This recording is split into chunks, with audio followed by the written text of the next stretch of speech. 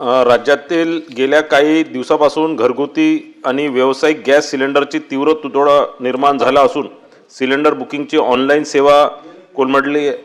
आता जस्ट निवेदन दिलेलं आहे म्हणजे या संदर्भात. मला असं वाटतं मी वाचून घेतो आणि आपल्याला उत्तर मिळेल. मी वाचून घेतो ना. नाही बर.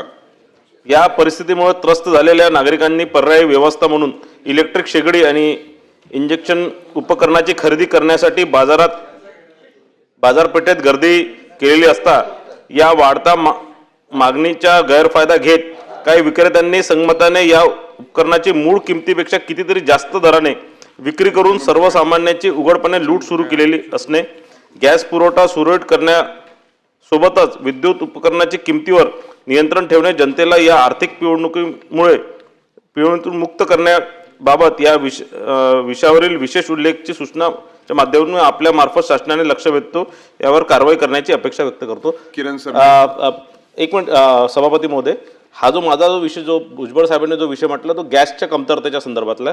माझा जो विषय आहे ही जी आता इलेक्ट्रिक शेगडी जे नोंद घेतलेली आहे.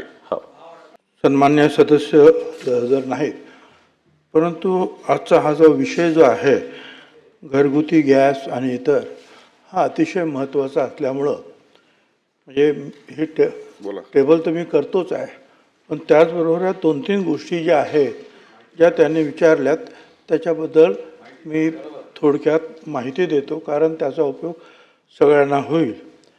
अध्यक्ष महोदय, हे खरं आहे की एक तर जे आहे हा केंद्रशासित विषय आहे आणि केंद्राने सांगितलेलं आहे की त्यांच्याकडे मुबलक LPG आहे, त्यामुळे LPG आणि PNG पाईपद्वारे जो आपण गॅस देतोय तो आणि LPG याचा मुबलक साठा आहे, त्याच्यामुळे काळजी करायचं कारण नाही आणि कुठेही त्यामुळे पॅनिकी होऊन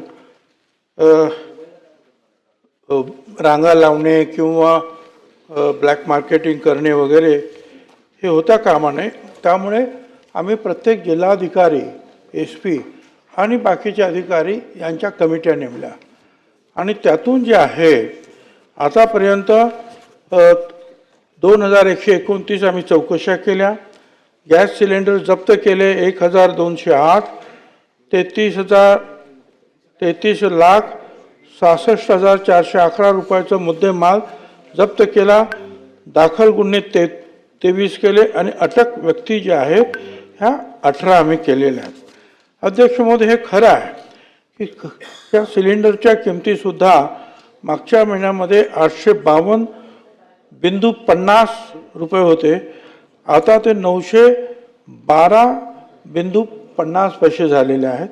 व्यावसायिक सिलेंडर जे आहेत 1720.50 रुपये आणि आता जे आहे 1835 रुपये झालेले आहेत.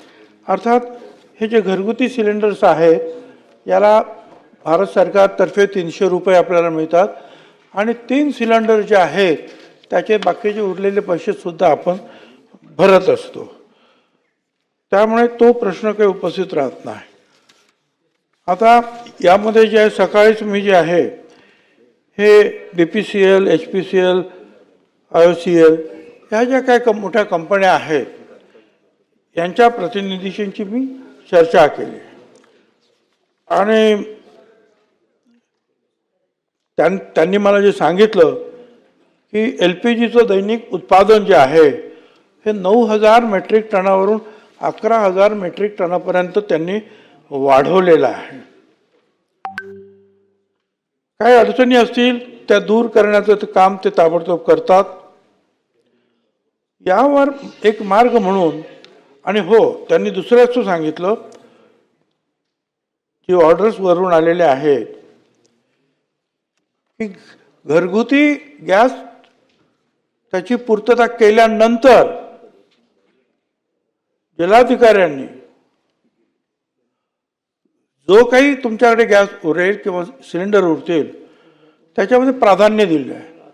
मग रुग्णालयाला प्राधान्य त्यांनी दिलं 100%, शैक्षणिक संस्थांना 100%, सार्वजनिक ज्या सेवा आहे स्मशानभूमी 100%, वृद्धाश्रम 100%, अनाथाश्रम 100%, आणि जी उपहारगृहात, पण ती बाहेरची नाहीत, संरक्षण क्षेत्रातली उपहारगृह, रेल्वेमधली उपहारगृह, हवाई वाहतूकमधले, पोलीस आणि तुरुंग याच्यामध्ये 70%. म्हणजे उरला तर त्याच्यामधून ते आपण औषध उद्योगाला त्यांनी 50%, बीज प्रक्रिया 50% आणि मत्स्यपालन जो विद्यार्थ्यांचे वसतिगृह एक त्याच्यात समाविष्ट मी करा. सांगतो सगळं. जर आपल्याकडे तो स्वयंपाकाचा म्हणजे डोमेस्टिक देऊन जर उरला तर या प्रकारे त्यांनी ते प्राधान्य लावलेलं आहे आणि त्याप्रमाणे त्यांनी द्यावं. आता या याच्यासाठी जे आहे आणि म्हटलं आता दुसरा मार्ग नाही, पण आपल्याकडे केरोसिनचा साठा आहे भरपूर. आणि काही वर्षापूर्वी नागपूरच्या हायकोर्टाने एक इशारा मारला होता की ज्यांच्याकडे उज्ज्वला आहे त्याच्यामुळे तुम्हाला आता केरोसिन देण्याची गरज नाही. त्यामुळे केरोसिन असूनसुद्धा आपण देत नव्हतो. पण आपण हायकोर्टाला आता कळवलेलं आहे की प्राप्त परिस्थितीमध्ये एक अतिशय अडचणीची परिस्थिती निर्माण झाल्यामुळे आम्हाला हा केरोसिनचा सुद्धा लोकांना उपयोग करण्यासाठी केरोसिन जे आहे ते उपलब्ध करून द्यावं लागेल. आणि मग हे जे केरोसिन जे आहेत, जे केरोसिन डीलर्स आहेत त्यांच्याकडे आपण हे केरोसिन देऊ. त्याचबरोबर हे IOCL, BPCL, HPCL यांचे जे पंप आहेत, कंपन्यांचे पंप, तिथे सुद्धा आपण हे केरोसिन उपलब्ध करणार आहोत की जेणेकरून जे इतर ठिकाणी जे भेसळ वगैरे होतात ते होणार नाही. सगळे कंपनीचे, सरकारी कंपन्यांचे जे पंप आहेत तिथे आपण ते उपलब्ध करून देऊ. आणि जे केरोसिन डीलर्स काम करू इच्छितात, कारण मध्यंतरी आपण केरोसिन बंदच केल्यामुळे बरंचसं जे आहे ती साखळी तुटलेली आहे. त्याच्यामुळे जे आता पुढे येतील जुने लोक केरोसिन डीलर्स त्यांच्याद्वारे सुद्धा आपण केरोसिन आपण देणार आहोत. त्यांनी सांगितलं की या शेंगदाणा तेल किंवा राईचं तेल याच्यामध्ये काही वाढ झालेली आहे असं सुद्धा मुद्दा आलेला आहे. तर त्यामध्ये मागच्या महिन्यात आणि या महिन्यामध्ये जर आपण पाहिलं सरासरी किंमत, तर शेंगदाणा तेल मागच्या महिन्यामध्ये 188.21 रुपये होतं किलोग्रॅमला. याच्यामध्ये जे आहे या महिन्यात 194.32, 6 रुपयाची काहीतरी वाढ झालेली आहे.